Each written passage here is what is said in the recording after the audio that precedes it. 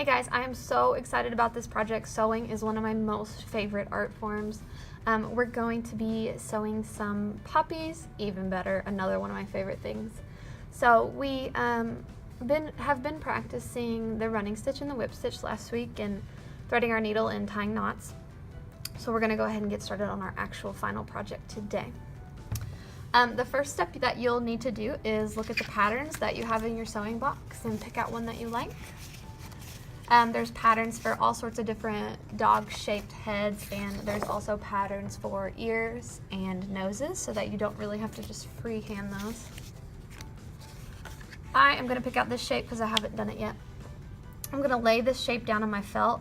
Notice that I'm putting my pattern all the way down in the corner of my felt, not smack dab in the middle, because if we put it in the middle, then you're wasting this big piece of felt, and we could use it again and again and share the scraps with our classmates. Alright, so I'm going to put my pattern down. We're going to have to trace it 2 times because we need the front of the face and the back, since we will be stuffing these with cotton. I'm going to use a washable marker, which is also in your sewing kit. I'm going to draw kind of a dashed line around my paper pattern.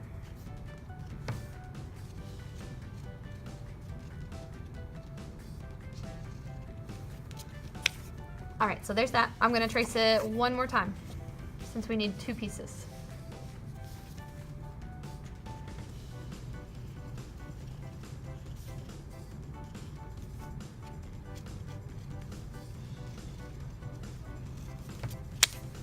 Alright, once you have that, go ahead and cut out your felt pieces.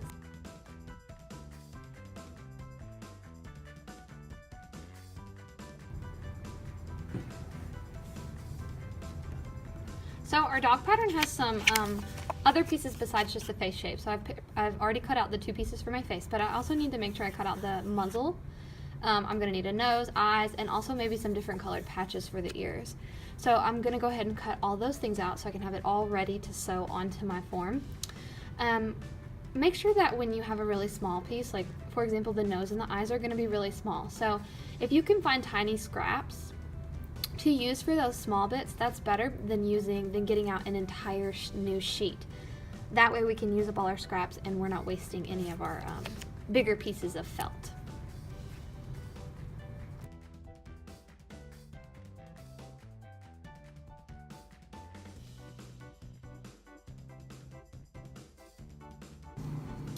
Okay, so I've gone ahead and threaded my needle.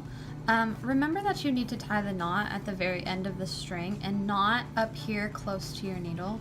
That's been a mistake that was made last week, and you have to make sure that you do the 2 tails together at the end. So we're going to start sewing our dog together. Before we put the front side and the back side together, you are going to have to stitch on all the extra pieces. So using the same running stitch that we learned last week, you're just going to pick any piece of your dog and start stitching it onto the front felt. I'm going to go ahead and take off these extra pieces so that they don't fall off while I am stitching this piece. I'm going to start from the back because I want my knot to be on the back so that it's not showing.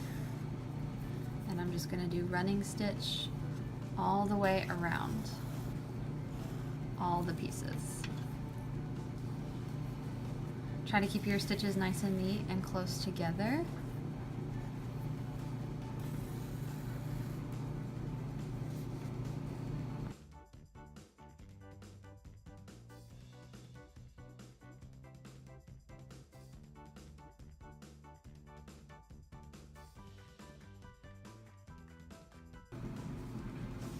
So let's say that you run out of thread before you finish doing the detail pieces.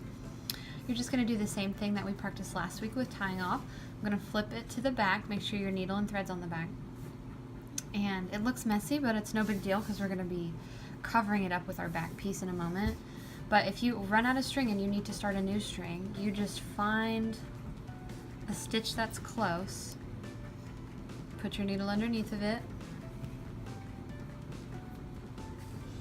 You should have a loop. You're going to turn your needle, pick up the loop, and then pull tight so it makes a knot. And then you can cut off your needle and start a new one, a new piece of string.